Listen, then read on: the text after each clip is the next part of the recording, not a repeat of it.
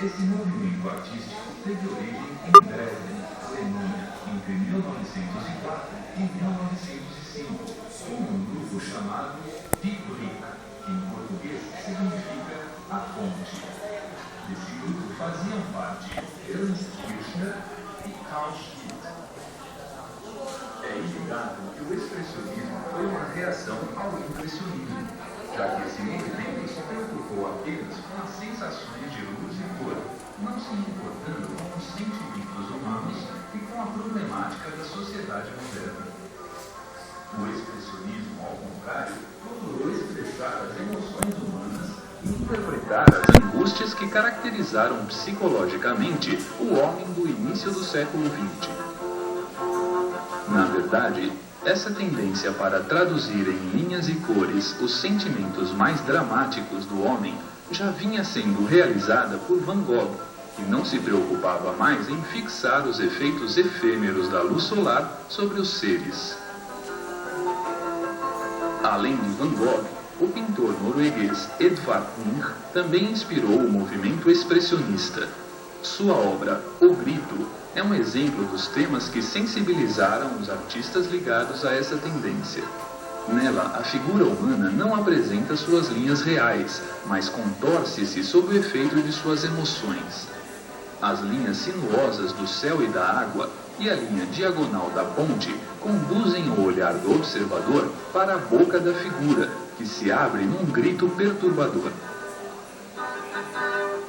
Podemos notar que os expressionistas são deformadores sistemáticos da realidade, pois desejam expressar com a maior veemência possível seu pessimismo em relação ao mundo. Assim, realizam uma pintura que foge às regras tradicionais de equilíbrio da composição, de regularidade da forma e da harmonia das cores.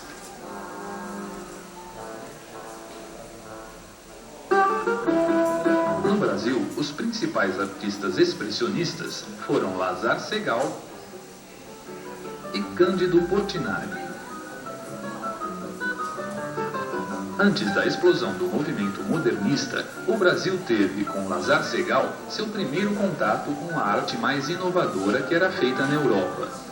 Em 1913, Lazar Segal realizou uma exposição de suas pinturas, já com nítidas características expressionistas. Lazar Segal assumiu na sua pintura uma temática brasileira. Seus personagens são mulatas, prostitutas e marinheiros. Sua paisagem, favelas e bananeiras. As obras de Cândido Portinari são voltadas para a temática social da época, principalmente o trabalho escravo nos cafezais e a seca do Nordeste. Sua maior obra é a série Os Retirantes.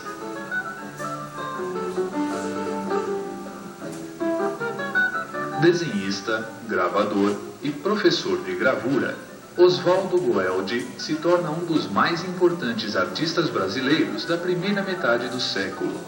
Herdeiro do expressionismo alemão, ele soube conciliar sua linguagem europeia com as condições brasileiras de um modo e com uma grandeza que nenhum outro artista brasileiro jamais conseguiu.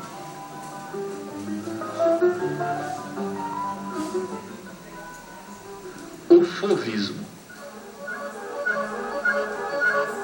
Em 1905, em Paris, durante a realização do Salão de Outono, alguns jovens pintores foram chamados pelo crítico Louis Vaucel de fauve, que em português significa feras, por causa da intensidade com que usavam as cores puras, sem misturá-las ou matizá-las. Dois princípios regem esse movimento artístico: a simplificação das formas das figuras e o emprego das cores puras. Por isso, as figuras fauvistas são apenas sugeridas e não representadas realisticamente pelo pintor. Da mesma forma, as cores não são as da realidade, elas resultam de uma forma de escolha arbitrária do artista e são usadas puras, tal como estão no tubo de tinta. O pintor não as torna mais suaves, nem cria gradação de tons. É certo que os fauvistas não foram aceitos quando apresentaram suas obras. mas foram eles os responsáveis pelo desenvolvimento do gosto pelas cores puras, que atualmente estão nos inúmeros objetos de nosso cotidiano e nas peças do nosso vestuário. Dos pintores fauvistas, Henri Matisse foi, sem dúvida, a maior expressão. Sua característica mais forte é a despreocupação com o realismo, tanto em relação às formas das figuras, quanto em relação às cores. Em suas obras, as coisas representadas são menos importantes do que a maneira de representá-las. Assim, as figuras interessam enquanto formas que constituem uma composição. É indiferente ao artista se elas são de pessoas ou da natureza.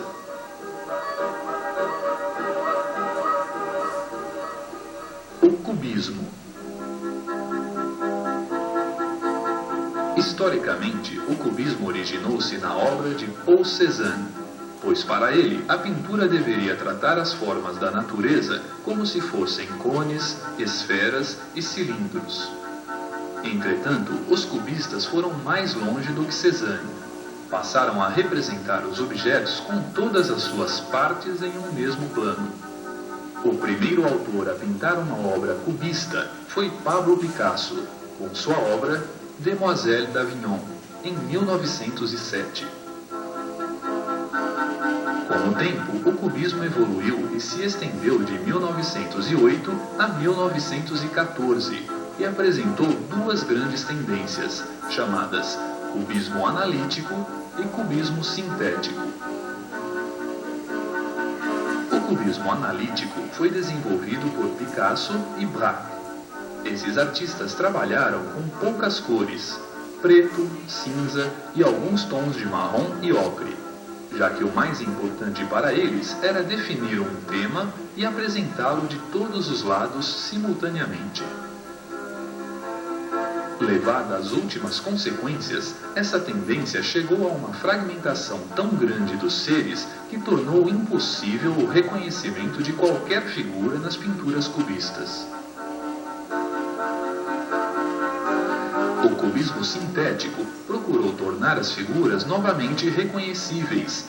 Isso não significou o retorno a um tratamento realista do tema. O cubismo sintético foi chamado também de colagem, porque introduziu letras, palavras, números, pedaços de madeira, vidro, metal e até objetos inteiros nas pinturas. Os principais representantes do cubismo são Pablo Picasso, Georges Braque, Juan Gris e Fernand Léger. No Brasil, Cândido Portinari também apresenta algumas obras em estilo cubista, como o Painel dos Pescadores. Essa obra apresenta figuras divididas em planos sucessivos e superpostos, utilizando variações de cores e tons e também a geometrização das figuras, mas estas não são decompostas. Outro pintor brasileiro cubista foi Vicente do Rego Monteiro. As suas obras cubistas foram trabalhadas de um modo muito próprio. O dadaísmo. O movimento dadaísta nasceu em fevereiro de 1916 no Cabaré Voltaire, em Zurique, Suíça. Tristan Tzara, escritor e poeta, folheando ao acaso um dicionário, encontrou o nome que seria dado ao movimento na palavra Dada, a primeira silabação dos recém-nascidos. Esta palavrinha elementar, que não significa nada, foi assim eleita o símbolo da revolução artística mais anárquica que jamais surgiu. O movimento dadaísta, com a sua tensão político-social, mais que uma revolução da arte, queria ser uma revolução da vida. O dadaísmo representa o irracionalismo absoluto resultante da Primeira Guerra Mundial. Esse movimento apoia-se numa contradição. Quer comunicar um protesto fugindo às normas da comunicação. Foi o mais radical movimento intelectual dos últimos tempos. Efêmero, mas fecundo. O dadaísmo é importante não tanto pelas obras produzidas pelo movimento, mas principalmente pela contribuição que deu à renovação cultural do nosso século, revalorizando a liberdade de expressão e a dimensão do fantástico e do irônico como componentes essenciais da criação artística. Marcel Duchamp, em 1912, coloca uma roda de bicicleta sobre um banquinho de madeira, inventando o ready-made, arte que subverte a utilidade de materiais já existentes. Uma de suas pinturas mais famosas é o Nu descendo a escada. Outros artistas também aderiram ao dadaísmo, como Hans Arp, Francis Picabia, Man Ray e Max Ernst.